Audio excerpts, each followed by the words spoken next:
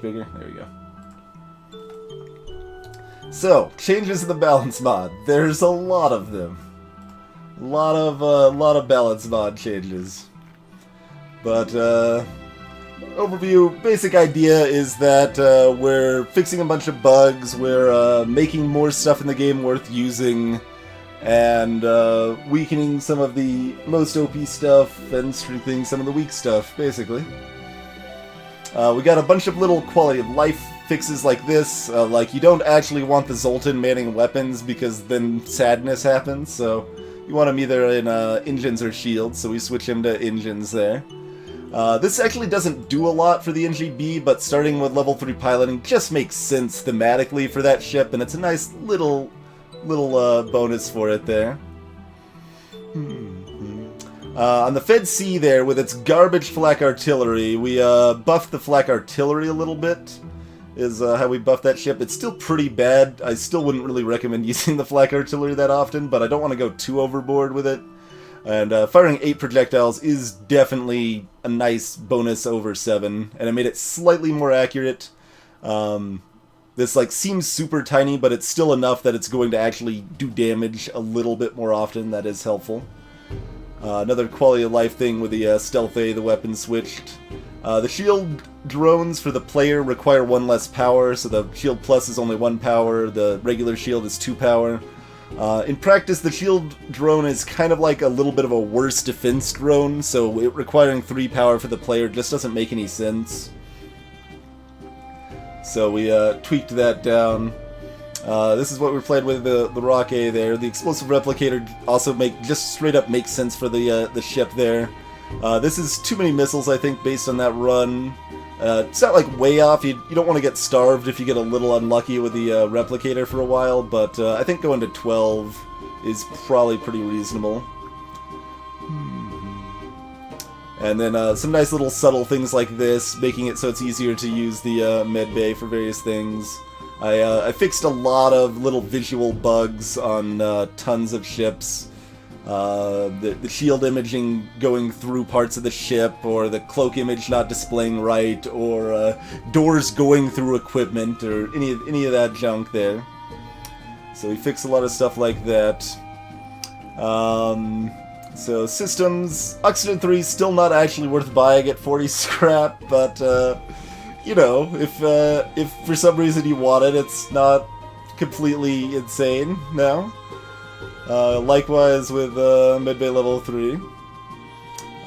We just shifted where you spend the money on the piloting upgrades, because the first piloting upgrade for that damage buffer is actually very helpful. So make that cost a little more. Even out the cost of the engines a little bit. I got a little chart for engine efficiency here. In the base game, the difference in how much actual effective dodge you gain from going to level 4 to level 5 is way different than going 5 to 6. It literally costs twice as much per amount of dodge you gain going from 5 to 6, so we kind of even that out a little bit at the higher levels, so it's a little less ridiculous. There's a few people who really like high-level engines in the base game, but I'm fairly confident they're wrong, so we reduced the cost of that a little bit. Buying doors 1 on the Rock B is kind of garbage since it doesn't have any doors to vent, but if you want to do it, it's not unreasonable to buy that now. Likewise with drones, high-level drones shouldn't cost that much. It's pretty rare you can get like an 8-power drone strategy actually doing anything, so just bump that down a little bit. Teleporters are actually, it's interesting, like, boarding itself isn't, like, that much weaker. It's definitely weaker in Advanced Edition, but it's mostly really strong on ships that already start with a teleporter.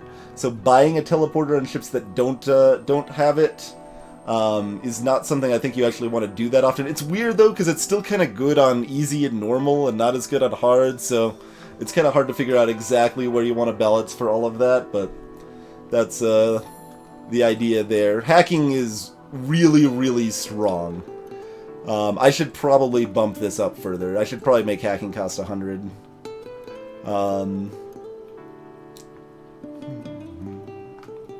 So, weapons, we make Burst Laser 3 cost way less. That's what I was talking about earlier, where, like, this is actually kind of a nerf, because it means you get 15 less scrap when you sell a Burst 3, but if you're desperate and you need to use a Burst 3, especially on a ship with only 3 weapon slots, it's a little more reasonable. Greetings, the Darking.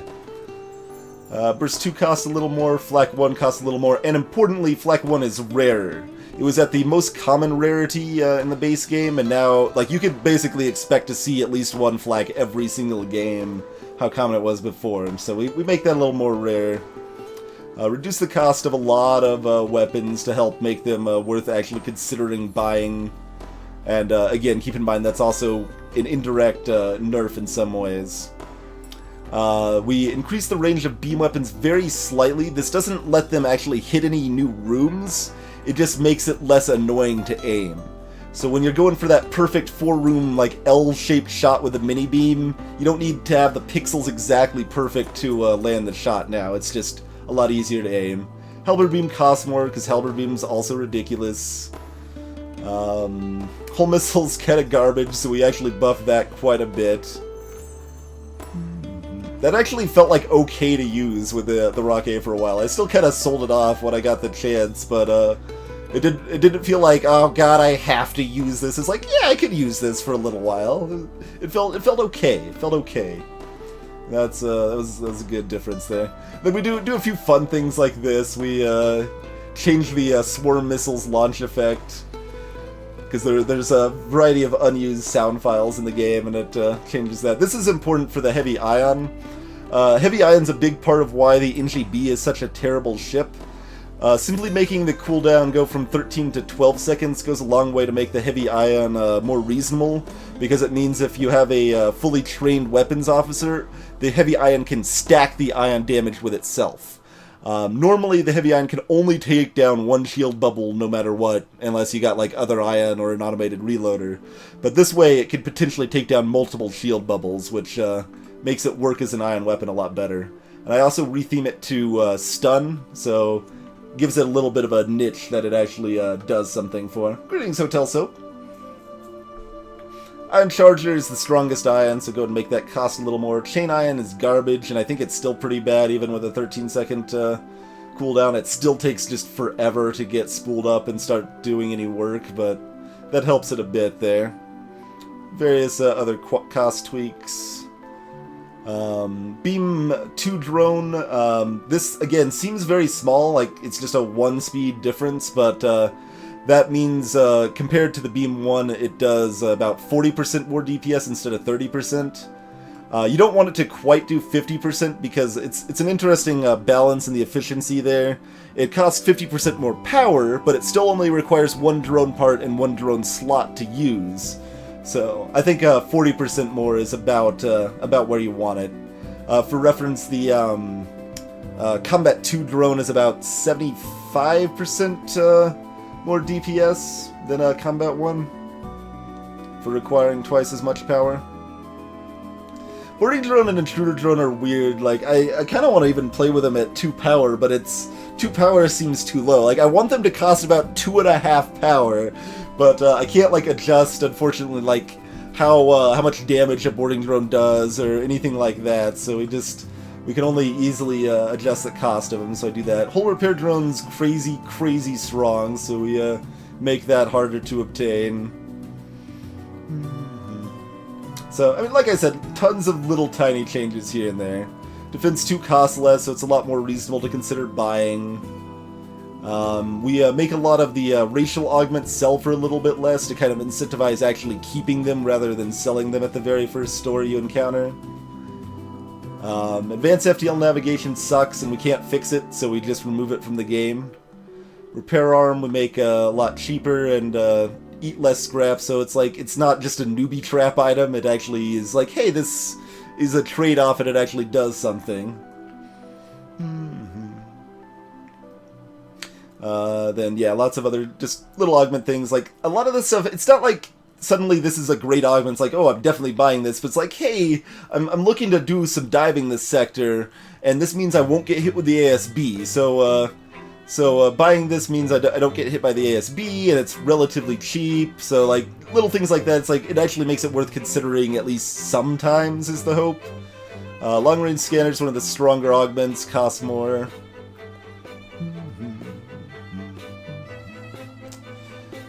And then this is one of the more controversial ones, I guess, because a lot of people think Reconstructive Teleport is good. But the thing is, Reconstructive Teleport doesn't actually do anything. It's just convenient. That's all it is. It's just convenient. And it mostly only does something on like the Slug B. If I make it too cheap, then it becomes more than just convenient. But I think at this point, like at this cost, it's still like mostly just convenient and actually not worth buying very much. But it's a little more reasonable. Exhibits, welcome. So, I mean, I would love to actually be able to change how the advanced FTL navigation works, Music Dan. What I would want the FTL navigation to do is make it so you can revisit both any beacon you have visited and any beacon you have seen. So any beacon next to one you have visited. So that way, just using it isn't automatically wasting a hop. Then it actually is like, hey, I'm potentially gaining extra hops out of this augment, and that could be worth some amount of scrap. But as it is, it's like, it just does almost nothing most of the time. Make humans cheaper, missiles cheaper as well. That's just another little, like, subtle thing to help be like, hey, missile weapons maybe could actually be usable, sort of thing. Literally hundreds of, typos and, stuff like that fixed. Fixed a lot of the blue option text so that it's consistent. Fixed a bunch of hacking events that didn't cost drone parts that should have. Various things like hull missiles weren't counted as missile weapons for events, things like that. Tons of little fixes all over the place like that.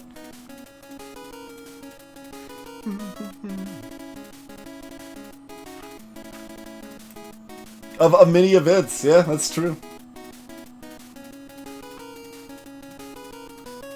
There is an extra A in there, guy.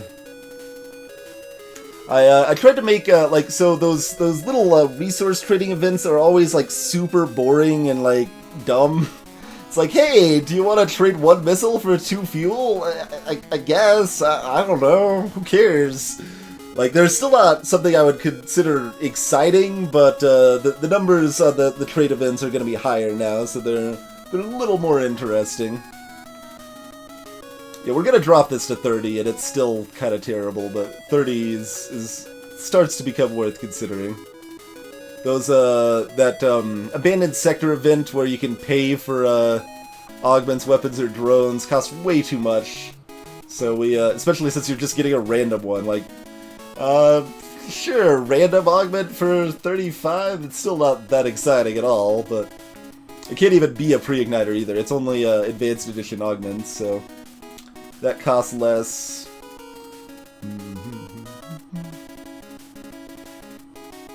Various other little things, like the discount system upgrades are mostly cheaper, except for doors, which is slightly more expensive.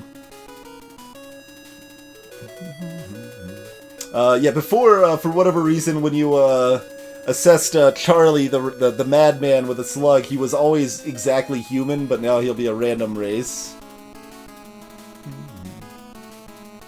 Little things like this help, like, buff the anti-personnel drone to make it a little more useful in blue options, things like that.